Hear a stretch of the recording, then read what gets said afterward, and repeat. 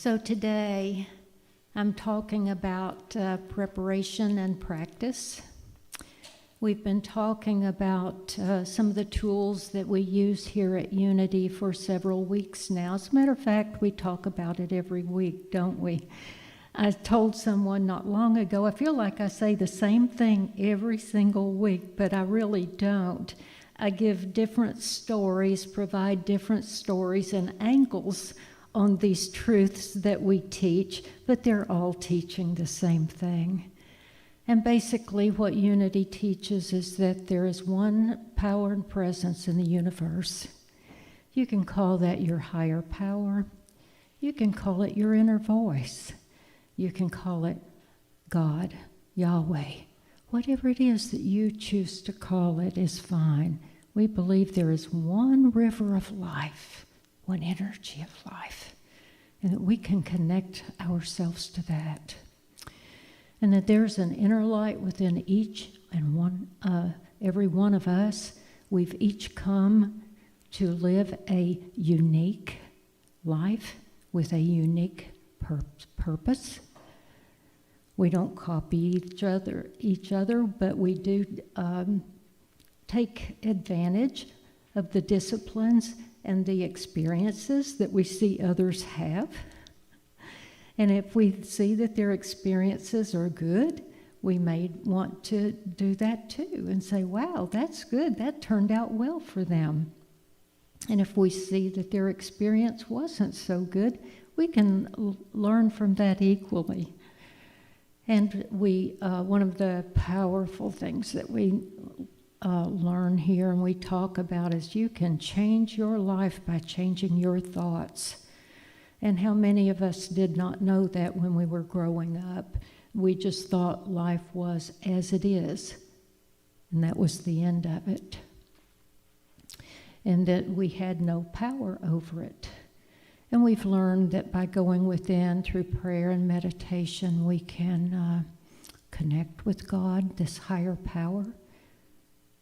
And through doing that, we can elevate ourselves to a higher place.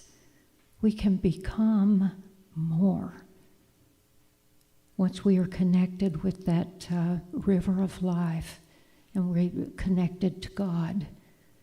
And lastly, that we, knowing these truths is not enough. We must actually live them. Some time ago, I was contacted by someone that I used to work with many years ago when I had a career. And at this point, that's been a few decades ago. He said, well, what you been doing with yourself? I said, well, I've been learning to walk on water. Learning to walk on water? What do you mean? Well, I said, I've done a lot of preparation. I'm using a lot of the tools that I've learned, and I've learned them at Unity. I'm using those tools and other readings that I've done, of course, too. There are a lot of great spiritual teachers out there. We know that. A lot of great ones. But I'm using all this preparation that I've been learning through the reading. And then you know what? To learn to walk on water, you got to practice, practice, practice. You got to take it one step at a time. And one of the things that we do here that makes Unity a bit unique is that we use the Bible, certainly.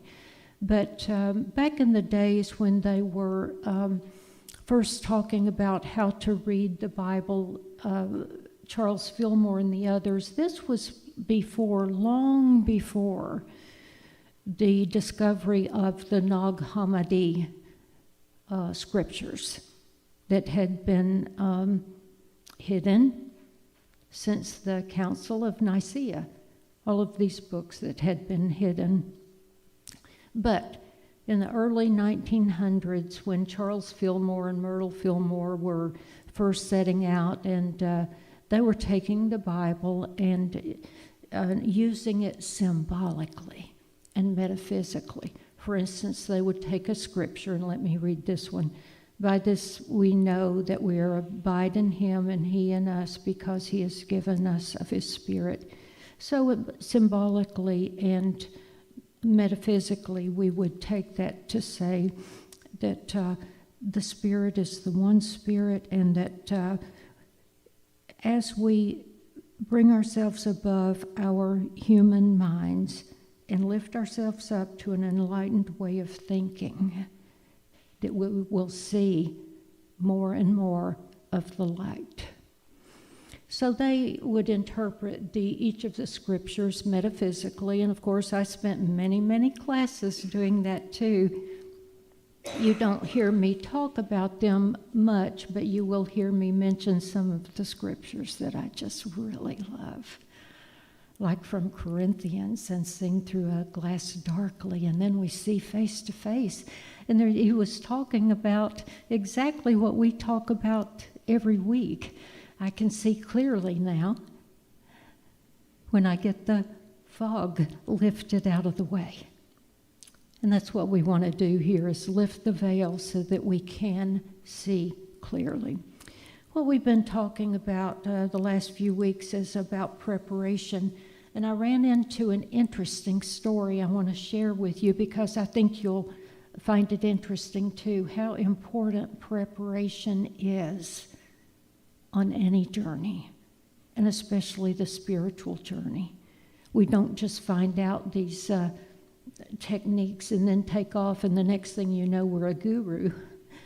We have to really, really learn them, prepare, and get them right here. There were two ships that were setting out to explore it was an expedition to find the Northwest Passage. I don't know how many of you have ever studied much about that, but I learned quite a bit just by reading this story. In her book, Teaching a Stone to Talk, Annie Dillard uses this story as one of the reasons why it's important, incredibly important, to prepare for any journey. It's a very sad story about an 1845 British expedition to chart the Northwest Passage around the Canadian Arctic to the Pacific Ocean. There had been many, many other previous expeditions that had gone, and they discovered a lot. Most of them did come back. They may have lost a few of their sailors, but most of them were successful.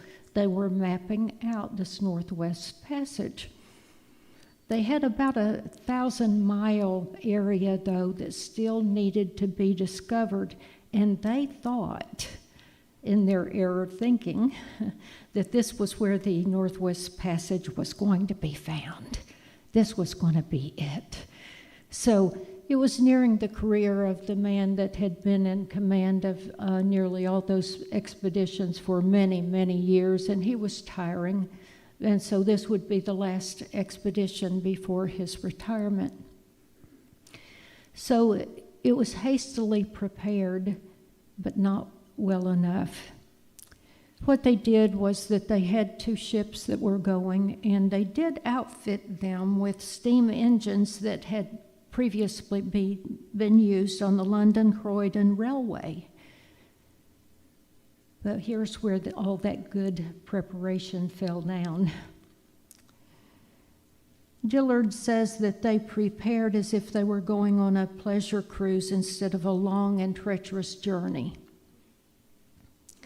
In their quickly gathered provisions, they packed a great library of 12,000 books, a hand organ, delicate china place settings for the officers and the men, finely crafted crystal wine goblets, and sterling silver implements, beautifully and intricately designed. Years later, many of these would be found near a clump of corpses, frozen and cannibalized. The voyage was doomed when the ship sailed into frigid waters and became trapped in ice. First, ice coated the decks, the spars, and the rigging, and then water froze around the rudders, and the ships became hopelessly locked in this new frozen sea. Sailors set out in search, and they were probably delirious from being lead poisoned from the cans that preserved their food. You see, they took a shortcut on that too. They were hastily prepared, and the man that had the factory to tin those foods did so quickly. And there was a lot of lead in the cans, and they leached through and poisoned the sailors. But soon they succumbed to the severe Arctic weather and died of exposure in the harsh winds and the sub-freezing temperatures. For the next 20 years, remains of this expedition were found all over the frozen landscape. Dillard reports that the crew did not adequately prepare for the cold or for the eventuality of the ships becoming ice-locked, although they knew there was a probability of that happening. On a voyage that was to last 2 or 3 years, they packed only their Navy-issue uniforms. No warm clothing. And the captain carried just a 12-day supply of coal for those new steam engines they had just installed. Can you imagine? 12 days. And they said that the frozen body of an officer was eventually found miles from the vessel wearing his uniform of fine blue cloth, edged with silk braid, a blue-gray cloth, and a silk neckerchief. Clothing that was actually respectful, wasn't it? But not at all suited for this journey. And I kind of look at it the way we spent our earlier lives before we knew the spiritual tools that we know now. We were sort of floundering, weren't we? We didn't know how to make sense. We were ill prepared to make it through life. There's another book called The Road Less Traveled. Don't know if anybody ever read it. I think most of us my age especially did. It was by M. Scott Peck, a psychiatrist, and he tells about his early life and when he discovered there had to be more. There absolutely had to be more. He talks about when he was a young man at boarding school and he had all these questions about life, the whys. Why and how do we find happiness? Where does it come from? He could get no answers from anybody. His parents, certainly the chaplains didn't know. If he went to a priest, no one could tell him. He had these questions. And so finally there was a teacher that he really, really loved and admired, and he only gave an answer if he knew it to be true.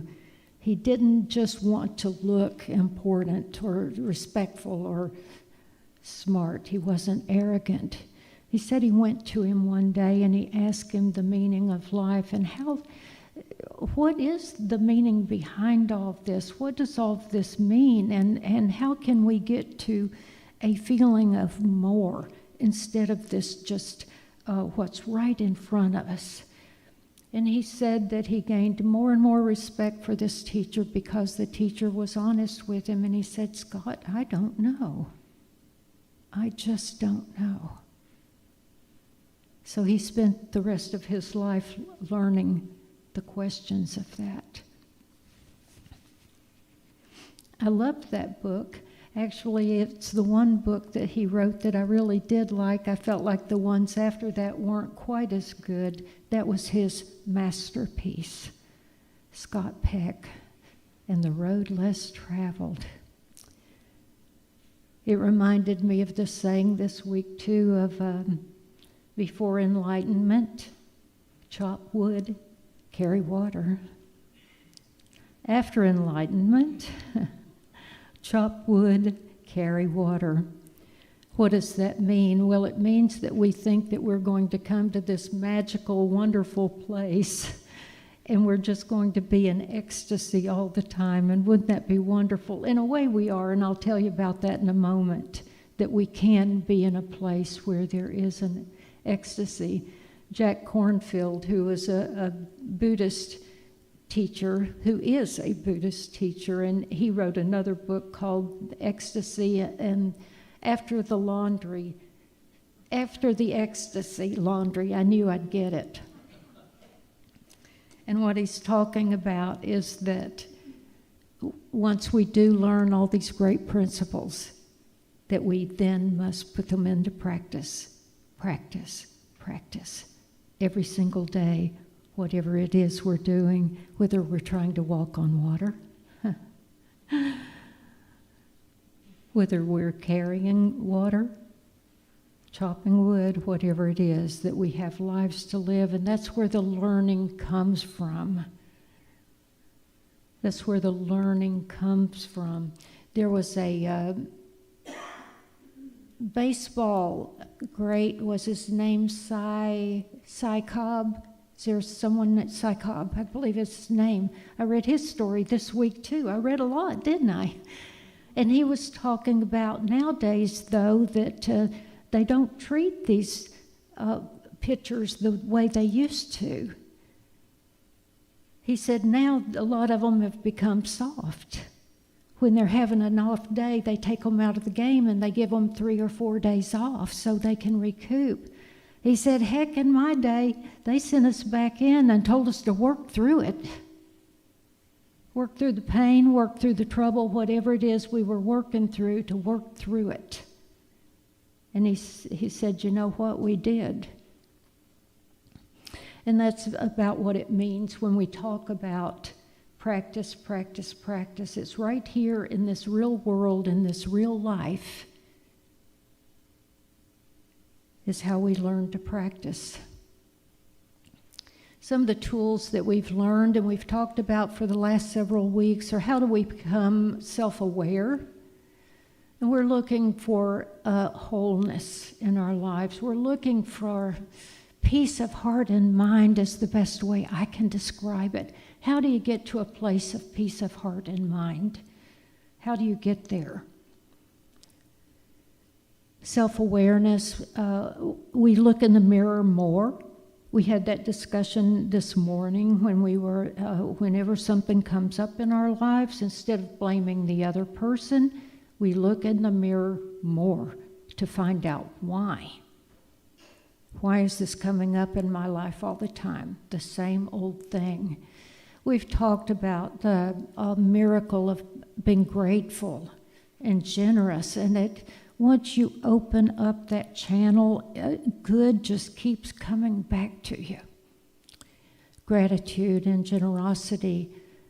Oh, and we become imaginative and we bring all kinds of great things into our lives. Instead of being pessimistic, we're looking for the best to happen. We're optimistic. And prayerfulness, reflective, mindful, by going in and practicing this, going in and listening to the inner voice. Hearing the voice of God, we'll hear more what is ours to do. How do we heal? The importance of being loving and kind and compassionate, critical to improving your life. What you give out comes back to you. But the interesting thing is you don't do it for anything to come back to you. You just do it because it feels so good to be loving and kind and compassionate. We build our faith. Sometimes it's not easy because we come to a situation where we've tried and we've tried and we've tried and we haven't found the answer yet. That's the time we need to really build on our faith. Let go of what no longer serves us. Leave it behind. It's heavy. It'll hold you back. We become patient and flexible, humble, honest, authentic, and joyful. That's quite a list, isn't it? I'm still working on those things too. That's part of what I'm perfecting so that I can walk on water. I'm practicing for that. It's said that Pablo Casals, who was a great cellist who lived in Spain, he practiced every single day, lived to be 96, and it's said that he practiced 3 or 4 hours that day before he died. When he was 93, someone asked him, "My goodness, all the fame that you've gained in your lifetime and the perfection, what in the world are you looking for, man?" He said, "I think I'm finally making progress." Very humble.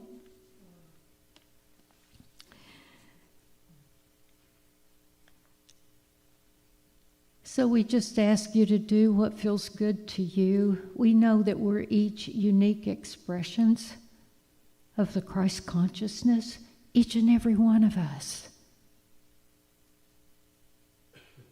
Jesus, our teacher, said, "You can do what I do." You know that, right? You have a light within you. You have the same light I have. You just have not allowed it to be perfected yet. You too can walk on water.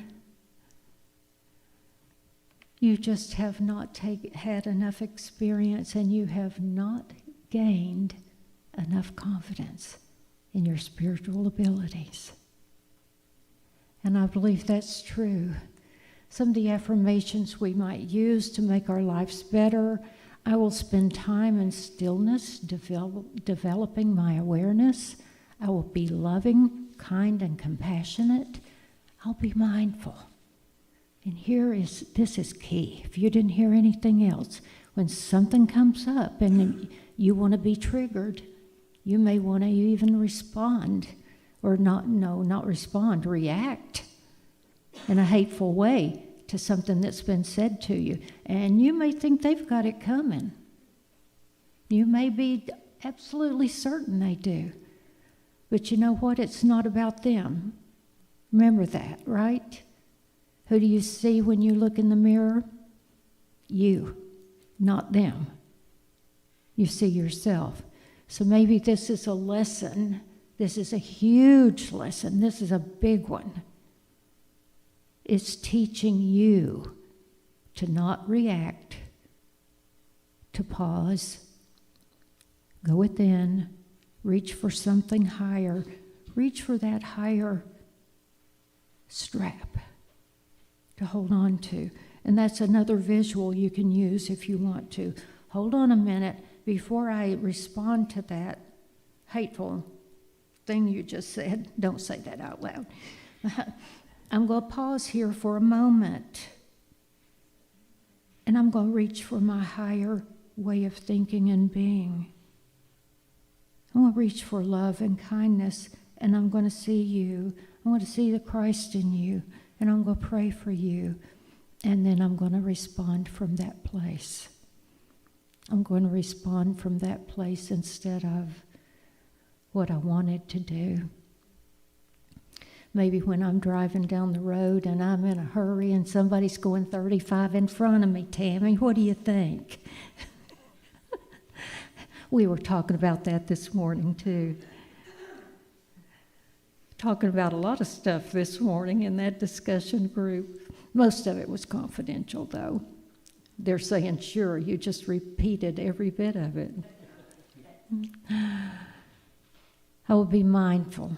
I will pause and not react to outer circumstances, but respond in a loving and wise manner. I'm going to find the Christ in me before I respond to the situation. I'll be thankful, forgiving, flexible, and remember I am here for the purpose of expressing my unique gifts with the world. I will act with integrity. We could say those things to ourselves every single morning. And if you want me to send these slides to you, just find me on the, look at the address on the bulletin. Find me one way or another on Facebook or wherever. And I'll send these slides to you. You can use them every morning, or you can just take a photo of them if you want. So see, when we started out, I told you that unity keeps things awfully simple. That makes life so much easier. You don't have to memorize a whole lot of different things. You just have to remember who you are and then express that in the world.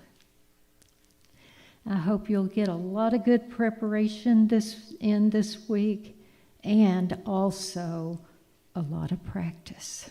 Thank you for your time.